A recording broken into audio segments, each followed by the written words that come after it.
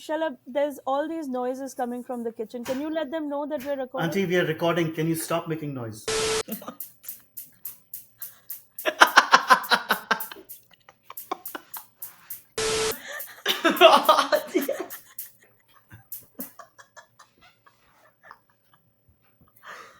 Okay. People don't understand what goes on behind the scenes in our podcast. Namaste, welcome to the Zarna Garg family podcast show. So excited to have you. We have a full house. All 5 Gargs are in the house. We have my my college junior daughter Zoya, my high school senior son Bridge, my middle schooler Veer, and my husband of 25 years Shalab. And today is going to be another riveting episode because we're not going to agree with anything that's going to happen. This episode is about having a working mom and mom guilt that surrounds me and the impact that this has had in the lives of my husband and my 3 kids. I went from being a full stay-at-home mom for 16 years, doing everything myself, to being a fully working mom, touring the world, out of the house every day, nights and weekends. And I want to explore the impact that this has had on my family and talk about the guilt that I feel in particular dealing with this issue. So you guys had me for all these years obsessing about every little detail, what you're going to eat, what you're going to wear, where you're going to go. And then suddenly I started working and this career just took off in the way that it took off, which meant that I have to be out on the road and especially work nights and weekends. The life of a comedian is built in the comedy clubs, in the basements, at nights and weekends, which is the prime time and really the only time the kids are home. But I have learned to navigate this. What has been the impact in your day-to-day lives of having me been gone? I mean, first of all, instead of saying stay-at-home mom, you can say SAHM. It's a very accepted abbreviation for stay-at-home mom. SAM? SAHM. Okay, Everybody shut talks up. about SAHM. So Okay, all right, thank you. Okay. I just wanted to let you know that I got onto that very recently. Oh, okay, you got onto that. Well done, Shalom. Okay, for me Thank as a you. kid, I Yeah. think that I really noticed you were going to be gone a lot more when I realized how free I was and how I could do whatever I wanted without someone restricting me almost every day. I remember That is- before you started going out so much, there was times where I'd want to play a video game, you wouldn't let me. There were times where I didn't want to eat this food, you forced me to, or different things like that. And slowly I started adapting to a new lifestyle of freedom to choose what I want to do when I allowed him an ability to grow. Is that correct, Bridge? Is that what you're saying? Shalom, I mean, I don't know how you changed the is- process, You but were asleep the whole time. I'm this is saying happening mom in leaving. your charge. This is happening in your charge. That he is like, I I mean, eat I'm whatever not I there want. over the weekdays myself, but yes, at night I would leave them on their own. Is that correct, Bridge? Yeah, that is true. But do you not feel like, okay, so now that you have the freedom that you so craved, do you make decisions differently because of all the years that you did eat the broccoli, that you did eat the vegetables, that you Yeah. did, that we, what? I definitely, with that freedom, still try and institute the values that you tried to give us. Like eating the broccoli, I definitely try and eat our vegetables, fruits. I try and get as much in as possible. And edamame, you eat a lot of Edamame, I eat edamame. a lot of edamame, but that's not from mom. That's myself. But everything else is typically from my mom. The protein, knowing that we have to eat protein, that's a big thing that I definitely keep trying to do. But when it comes to whether I want to play a video game, whether I want to do some homework right now or not, I kind of make those decisions myself now and just think. Bridge, can you just stand up and show? show us your 6-pack, please? That's so random. No, he's not showing the 6-pack. And honestly, with that freedom, a lot of it, I remember all the things that we used to have to do, and I try and give that to Veer now. So when he's older and I leave, he'll have that freedom that he'll get at the same age I got it, except with the values that I had before it. Do you ever feel resentful that you've become in charge of Veer and his raising? Like you've basically become a parent to Veer because your dad is working a lot and I'm gone a lot. Like, do you ever feel resentment that you've been put in this position? No, definitely not. I think it's honestly one of my favorite things because it's such a gift to be able to help someone grow and influence, kind of see how something's going to work out for them or try to give them a better path, knowing that because especially for Veer, since he's on such a similar path to me in terms of schooling and sports and everything, I get to really look back on my own path and say, this was such a mistake. I shouldn't have done this, and prevent that same mistake from happening with Veer. Like, he has all the insight I have now. And I just recently went through it, so I can really help him get over all of that. Yeah. The only thing that I think I struggle with is the emotional aspect. But even then, I think that Didi is really good at picking that up and helping that. So Didi, I mean, I'm a phone call away. Like, you make it sound like I'm not there at all. It's not her. You text me first, obviously. But with Didi, the difference is with the advice from Didi and you, Mom, is that when I ask you for something, it's always an answer. You always have an answer. Yes. But when it was Didi, she gives you space to kind of come up with it yourself, or I guess like come to a solution together. Whereas you're like, no, this is how to do it. This is the correct answer. No, I actually think this is a really interesting point, because I feel like I obviously got the biggest amount as a child growing up. I got more time with you as a stay-at-home mom while I was a child than Bridge and Veer. And I have a lot of weird guilt about that personally, because I feel like I am a lot more needy from you than Bridge and Veer are, like, by far. I'm the one who's calling. I'm the one who's texting. I'm like, I miss you. Like, they don't call you like that. And you get annoyed sometimes because you're like, I need to work and I don't have the time for this. I think the one thing that I've noticed that I think Bridge and Veer have that I don't have ever since you've made the transition to work, I'm still working on this, is because I was so used to you always being there, I'm still getting used to being emotionally independent, because when I ask you for emotional support, you don't have the bandwidth to give it to me anymore. And you shouldn't. You're running this whole career. But like, I can't be on the phone with you and be like, Mom, like, I just really feel really sad today about a certain thing. You're just going to want to give me practical advice so we can squash the situation and move on. And so I think Bridge and Veer in that vein are very independent in a way that I wasn't. But you guys make it seem like me having an answer is a bad thing. It's not a bad thing. I think it's a great thing because you give really practical advice, but sometimes people aren't looking for an answer when they're looking for validation. They're just looking to be heard.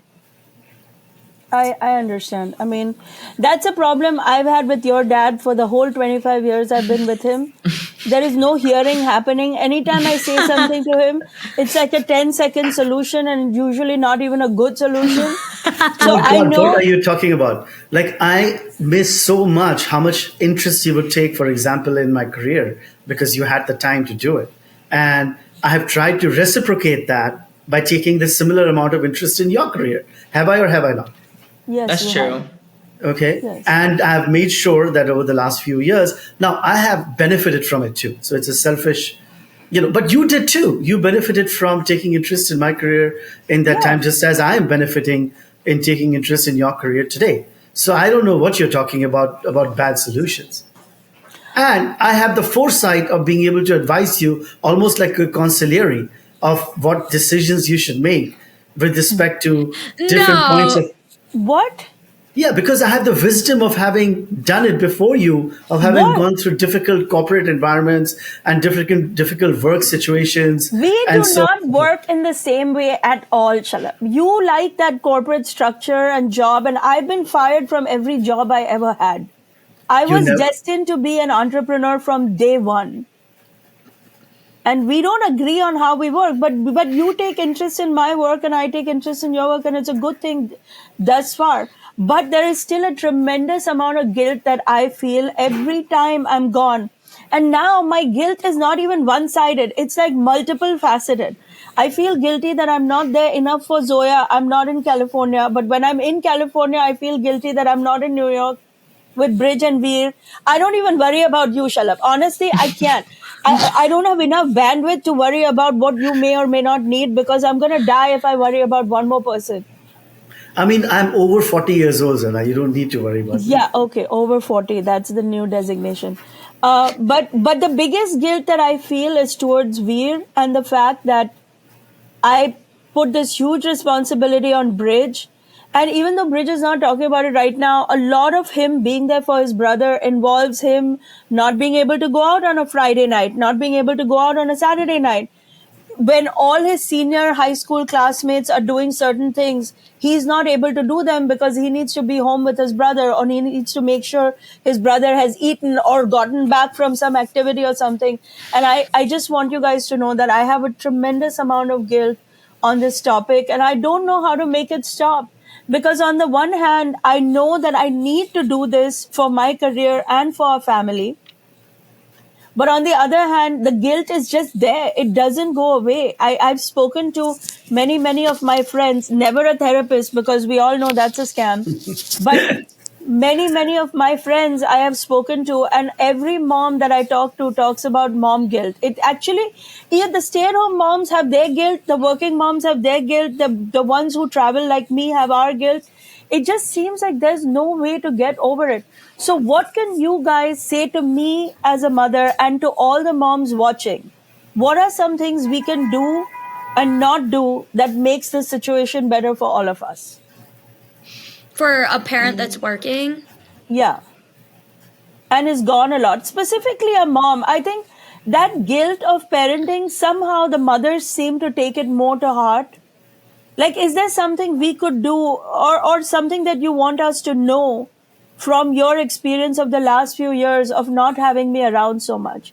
Are there things that you feel you benefited from not having me around? I feel like you are the biggest version of yourself right now. You're very fulfilled, and I see it in your clothing. You wear really cool clothing now. You're always thinking about what you want to write to put out into the world. You're always thinking about what you can consume to be a bigger, better, bolder version of yourself. And as a woman who's hoping to enter the workforce in a really positive way, it's so inspiring to have a mom who's just so bold. And I think that boldness is, it's not even boldness. It's like, you're so yourself.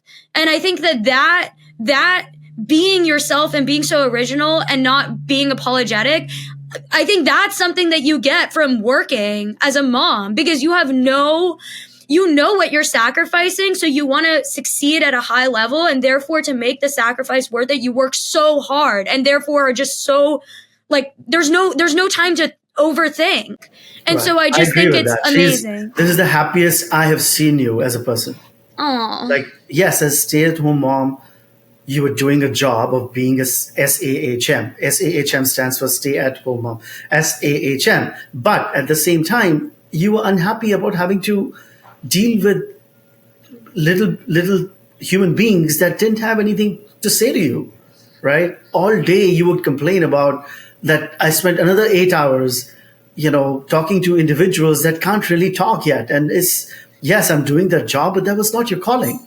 So I do think that this job has been a fantastic, and a happy parent leads to happy children. The kids, as Zoya just said, look up to you. What? I don't know. I mean, there is something about, even though the job is not fun and fulfilling of being around all the time, it's a job that obviously needs to be done. It's a very critical function in the world and in a family unit.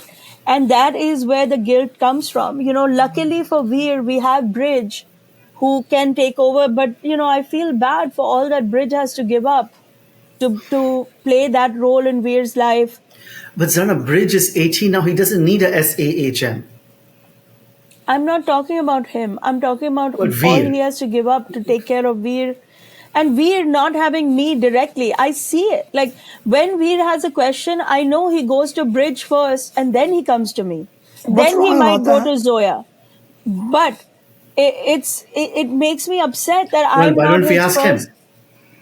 Veer, tell us about it. What do you think? I don't see what's wrong with that.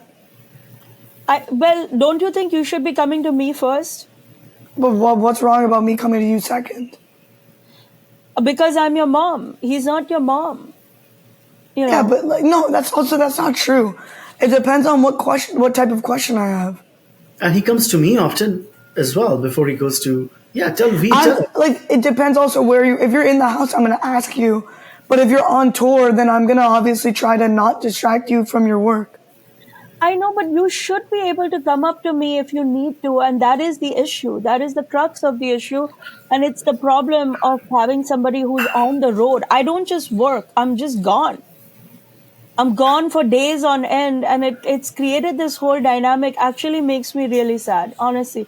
It's the biggest price I've paid for my career. As much as I love what I do, I just can't wait to be in a position where I don't have to be gone for so many days at a I stretch. mean, I'm not a doctor or a psychiatrist, but it sounds to me, being as intelligent as I am, that the problem is more implicit to you than it is for the other members in the Yeah, family. I agree. So you're telling me that you don't miss having me around at all? I mean, not at all, I but like, miss you, obviously, but yeah, yeah, but you understand, and net, it's all good. I understand that. I'm also kind of like thankful in some ways that I was able to grow up a little bit without having my mom, like every single day, Yeah. just to learn what it's to be like when it's just you and Yeah. trying out new things. I think that's so important. I think that that's the one thing that Didi may have missed out on is when she was my age, because you were there all the time. When she was talking about it earlier, that's what I was thinking. And I definitely think that at the bottom line, there's always like the silver lining of money, and how I like respect the fact that you're making a lot of money. I respected you when you were a stay-at-home mom. I respect you now that you're a working mom. And I think that like all of those reasons adding up together, just I never once think I'm mad at my mom for not being there because I have to do something else. Like I've never thought that once. Never. And ever. you make us feel so prioritized. Like Yeah. you still do the most. You And always I think respond that- to us immediately. Immediately, even though I have so much. I was just telling somebody, like, I replying to emails, replying to text messages, I find it so exhausting. You get more text messages, emails, notifications than any person on the planet, and still when I text, it's like read right now, and Yeah. it's not even a relevant text. Like I could just I be don't sending feel you. that way. I feel like she responds to my text like sometimes really, really. My mother responds to my text right away. Oh, okay, good. So text your mom. It's fine. Whatever your mother responds, she's not. No, doing but you anything do else. respond really You reply fast. within 2 seconds. I honestly kind of wish sometimes you didn't reply as fast because Why? because it makes me feel like you're guilty for not being there. Like you But shouldn't I am feel feeling a lot you of shouldn't guilt. feel that you need to be there for like every single day, knowing Yeah. everything that's happening. You shouldn't feel that way. It's such a none of the three of us have ever thought that you need to be. It's such an internal struggle for yourself, and everyone has internal struggles. So I don't think of it as something that's gonna ever hold you back. But you need to like The only way I've kind of made my peace with this guilt is knowing that I earn money for this Yeah. family. You know, people ask me, they tell me, they're like, how do your kids get involved in your work and all of that? And I tell them, they're not involved. This is a family business. yeah. I'm just the face of it right now. To me, we are a family business, and that's how I justify this, that I'm out there in the arena, as I say to you guys all the time. Right now, as of the taping of this podcast, I have 3 shows, 2 in India, 1 in Dubai, the tickets of which are not moving. And as you guys know, selling tickets is a bloodbath. Yeah. People see the comedy, people see the jokes on stage. They don't know behind the scenes the amount of fight you have to mount to keep one show going, let alone the hundreds that I keep going at one time. And as I've explained to you guys, I feel like I'm in the arena fighting that fight, and you guys are helping me every step of the way. But the only way I justify this guilt is that I earn money that supports and stabilizes our family. But has your perspective changed since I started earning money, and the balance of equation between your dad and me changed a little bit, because I'm no longer looking to him for permission? Like there's some things him and I disagree on, which now I've made my peace with. He's gonna spend money one way, I'm gonna spend money another way, and it's okay now. Which I never used to think that way. Years ago, I used to be like, well, he doesn't like it, so we're not going to do it. Now and he never stopped me. So just for clarity, it was never him saying, don't do it this way or don't do it that way. It was more a matter of my not feeling agency over my own life and of our family finances. But now I do things differently in a lot of cases. Do you guys see the impact of that? Totally. Yeah. You do? You are so empowered. You make decisions differently now, even personal decisions. And I think every woman needs to be able to, every woman needs their own source of income, because in order to feel the freedom to exercise your personal rights, you need to be able to have the power to do that. And money is power, right? You can see it in the way that you you express your personality. It's just so clear. You buy an aviator, like you bought a whole sweatsuit. You would have never bought a sweatsuit 10 years ago. Like, Yeah, I don't know. make it sound, Zoya, that somehow I was controlling with No, money. no, no, That's no, not no. I'm not saying that at all, Dad. I'm saying the opposite. I'm saying that because I'm saying actually the opposite. I'm saying that because she now can, it's because she wants to now. It was because she was trying to be so mindful with you because she knew, okay, like we need to I'm so grateful that like Dad is working so hard and I need to be mindful of the amount of work he's doing and not make any like you know what I mean? I'm trying to say this and it's No, not I saying know what you're saying. And actually, Shalab, you were the one who first pointed this out to me a few months ago. Wow. When we fought for the 15th time about whether to order an Uber or not to order an Uber, and you said to me, I'm so glad you found this career and you're making this money because I'm watching you make decisions that you would have ordinarily had second thoughts about. And Yeah. I remember you telling me that you enjoyed watching that about my journey. Yes, I That did was the enjoy first that. time it occurred to me that this freedom is something that I this is mean, a it was the transition. first time that I observed what it means to have an agency over your own decisions.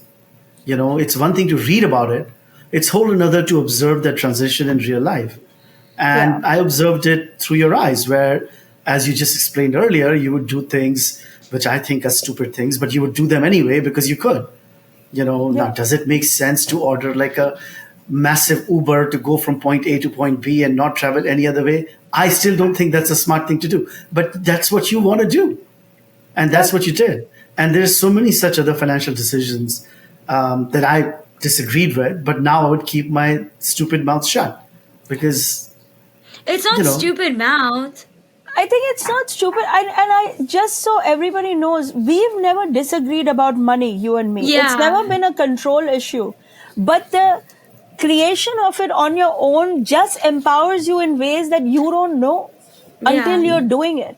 And that empowerment came with the price of the guilt that it comes with, which is why I'm always on high alert. I can never, I sleep like a mother, even though I need the sleep so I can function the next day on stage and do what I need to do. But I can never turn my brain fully off because I know, what if Zoya needs me? I'm always checking, is she back in her room? Is Veer back in his room? Is Bridge back in his room? I don't know if I'll ever be able to turn that aspect of my brain off, but it's good to know that you guys also benefited from that independence that you got but I in do my agree with absence. Zoya, what she said, that women need to work and have control over money, their money, own money, not, through another channel, whether it's a husband or a father or, any other way, because that money is power, and that power is always going to be lacking unless they have a full control over the money. And I didn't feel that way, to be honest, 15, 20 years ago, but I do today. I think it's a fact. What did I you think feel? What do you mean? Like 15, 20 because years I grew ago? up just with a Yeah. brother, right? I didn't have a sister. I didn't have but having been the father of a daughter and a husband of a wife who is now, the last many years, the primary breadwinner in our family, in fact, as of today, right? That has changed my perspective. I think that implicitly or explicitly, a man will always feel that being a provider brings with it this implicit power of being able to control how money needs to be or should be spent. And he doesn't even have to say it because it just ends up being that way. And I don't know why it should be that way. It should not be that way. Shalab, do you have any resentment that you carried this I family have for so zero many resentment. years? Zero. But I'm you didn't really even let proud me of finish the question. because Because I've you known you ask for this 25 question years. every time. You ask this I question don't every ask it every You time, do. Zoya. You've been Don't asking. make it seem You've been that you asking know. this. No, you've been asking this question every year. And Dad, regardless of your career, has answered it the exact same consistent message for the 21 years I've been alive. You have asked him, "Do you feel resentful that you made money for so long and I wasn't contributing financially?" Every single time you ask the question, he doesn't even let you get the words out of your mouth because he says no every time. Thank But do you. you mean the no? Dude, oh my god. Oh I mean, my god. I just feel like, how can I we mean, look, not feel Zara, resentment? here is the thing. It's such a Last big night, ship I he's saw run. you perform I don't know. I've seen you perform like a million times, right? But again, I saw you perform at a club on the West Side. And it had been a few months since I'd seen you perform. And to watch your act having taken another leap up in this way, I mean, I can't tell you how proud I am. It's just awesome. It's beyond belief awesome. I wish this just keeps growing in that same way. And honestly, there are people coming up to me. Price, Shalab. It comes with a price. I don't get to see the kids at all. And Bridget, I mean, Zarna, the money more than overwhelms that price. No, Thank you. Yeah, no, the money helps. The money helps, but it's like the guilt. I can't explain to you. Every working mother will tell you that wherever we go, I'm in an airplane, I'm in an airport, I'm in a club, I'm in the back seat, I'm on the stage. When I'm looking at the clock, I'm thinking, I hope Zoya is back in her room. I hope Bridge is eating his vegetables. So Zoya is 21 years old. You were about to get married at her age. You were engaged to be married. Yeah, but I didn't want that. First of all, let's not talk about my life because it's so many complications. But the decision of wanting to be married at that age was still your own, right? It was not like anybody put a gun to your head to be doing that. Shalab, let's not get into my life right now, right? Because it was far more complicated than anything we can get into in this podcast. But the kids will be kids. I wish you would just stop fixating on the 18 and 21 as if the number changes the human being. To me, they're just kids. I'm not sitting there thinking she's 21 years old or 18 or 12 or whatever. I don't see them as kids. I see the two of them as grown adults with their own ambitions and lives ahead of them. They don't have any ambitions. We have not decided what their ambitions are yet. It's not my job to decide what their ambition is. No, but they want to decide with me. They want to decide with me. Right? Bridge, Veer, Zoya, you want me involved, right? I want you involved, but that doesn't mean deciding with me. Like you can be but involved. We will make a joint decision on what I will make my decision. I don't understand how you can force them to make decisions that it's their lives I now. honestly now include Mom's opinion. And oh wait, guys, we have a question from Anshi 138. Who brings the most random new information to the table? Who brings the most random new information to the table? Yes. Who? This is a question we got from one of our I think viewers and listeners. Shalab, you think? Yeah, today I brought this SAHM abbreviation to the table. That is not information. That is not information. That's propaganda. I brought intermittent fasting into the family. Oh my god. Yeah, that's not random. Okay, that is random. By process of elimination, Dad is not one of the guys who brings the most random new information. So who else could it be? I think it's me. You think it's you?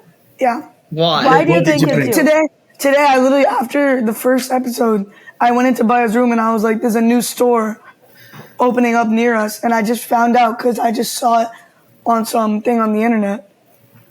I feel like that's pretty random. I give my weird psychology facts. I was about to say, I think it's Didi. I think I give a lot of really random facts. Okay, just so the listeners and viewers know, when they're saying Bhaiya and Didi, they're referring to their older brother and older sister.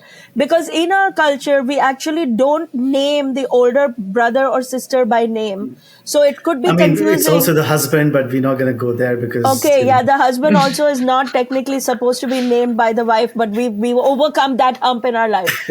But Veer does not name Bridge and Zoya by name, and Bridge does not name Zoya by name because she's his older sister. So if you hear the word Bhaiya or Didi, they're referring to their older brother or sister. And Bridge, you think it's Zoya. Zoya 100%. thinks it's Zoya.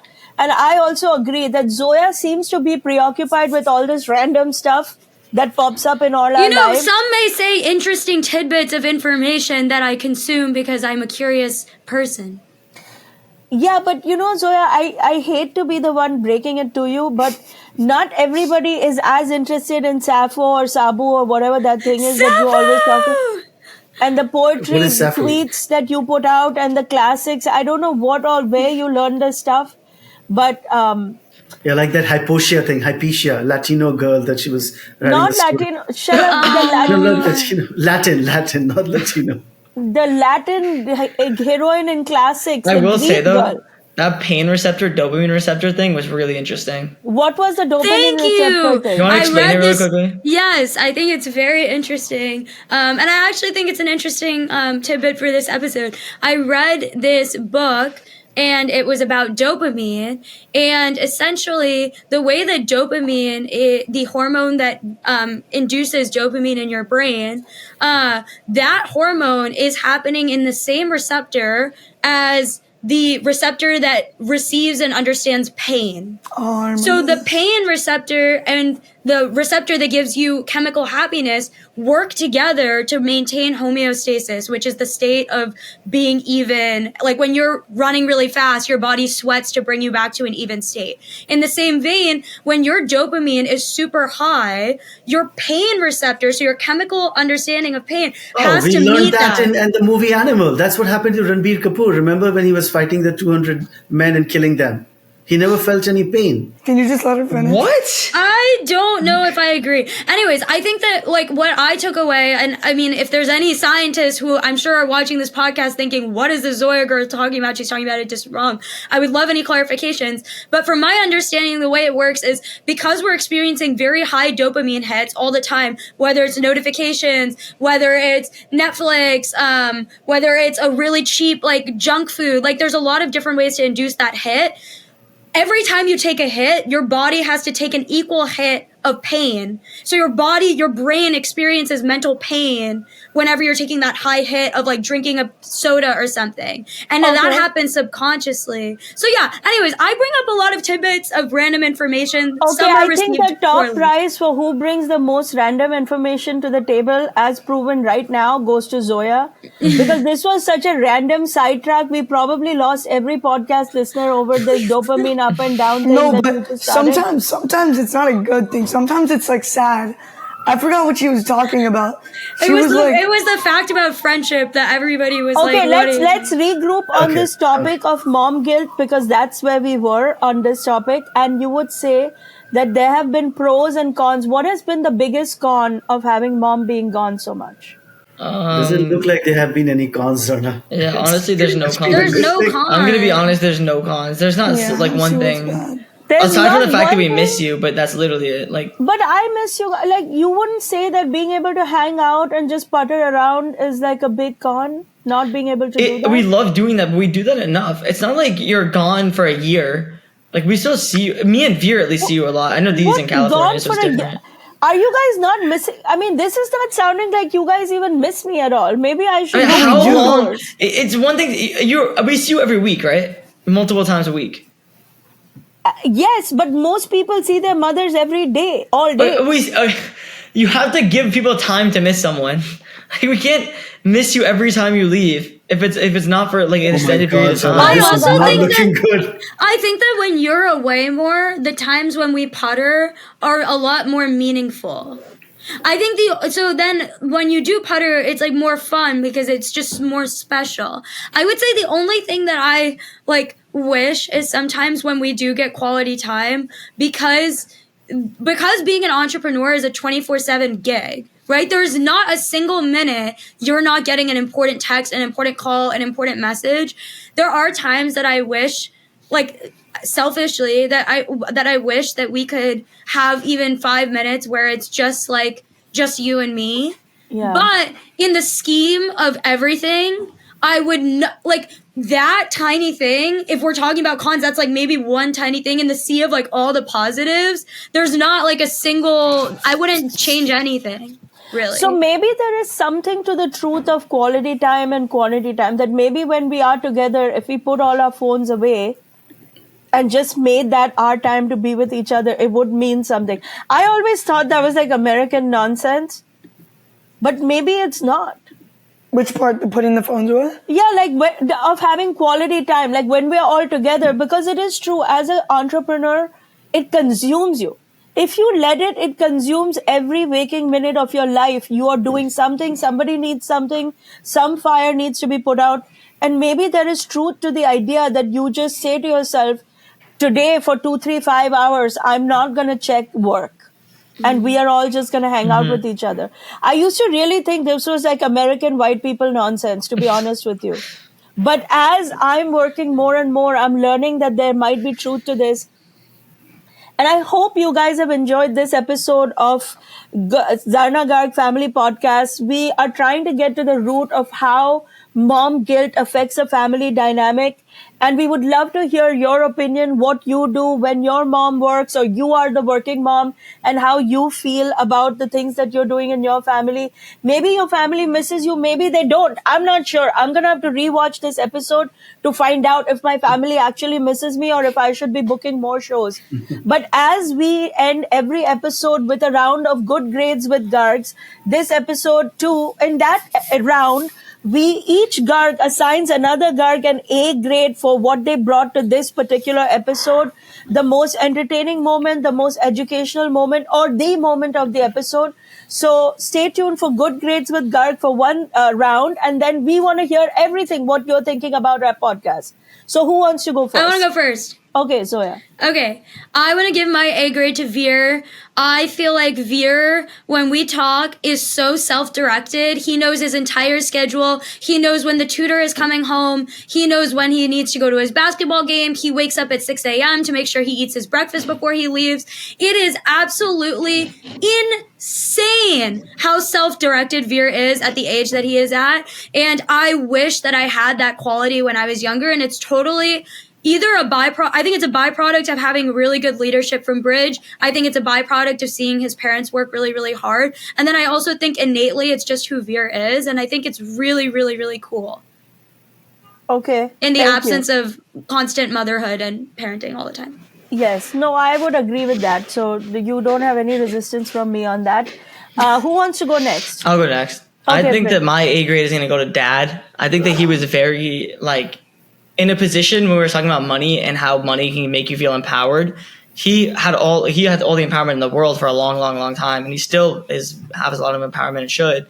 And I think that he never ever once. I never remember any. I have no memories of him controlling you in any way, preventing you from buying anything. Mom, I'm talking to mom. Like any sort of ways of preventing you. And I know you might have thought twice because you weren't making your own money, but I never remember him stopping anything. He always trusted you to make a good decision too. And he should. You are very responsible and you are very responsible. But that's why I think my A grade goes to Dad. Okay, well, you have some resistance on that one, but we'll get into it in another episode. Okay, who wants to go next? Shalab, Veer, and either of you? Yeah, I'll go next. Okay. I'm giving my A grade to mom because obviously she works so hard when she's not at the house, and she still manages times to worry about us even when she's, whether it's like in the middle of the show, a show, or aftermath of a show, she just works really hard. So we all appreciate you for that. Thank you, Veer. I appreciate that. And I I'll worry give about you the most. Sorry, go ahead, Shalab. I'll give my A grade to Bridge for being the, big brother that he has been in Zarna's absence. And, I think he's made a man out of a boy. And, it's reflective of what a good, citizen and dad and family man he will be when it comes his turn. I agree with that. Bridge has definitely taken on the biggest brunt of my absence from home, and it's undeniable. And the level of responsibility that he's displayed, it's actually mind blowing. But having said that, today's A grade I give to Zoya, because Zoya, even though she's not home in the way of executing the way that the three of you boys are home while I'm gone, she's constantly plugged in ways that she didn't have to be. She's also at an exciting juncture in her life in college, taking STEM classes, which she loves, and meeting people and doing all kinds of things. And where she could have easily checked out, she remains completely checked in and clued in, and in fact often checks in on me and has reversed roles in some ways because she's checking in on me and my health and my guilt and all that comes with it. So I'm incredibly proud to be the mom of this family. I hope that everybody listening and watching today is feeling hopeful and feels proud of the family units that they've created. I want to hear about everything that you guys who listening and watching are doing to make your family unit successful. And with this, we wrap up this episode and hope to see you next time at Zarna Garg Family Podcast. Everybody say bye. Bye. Bye. Bye.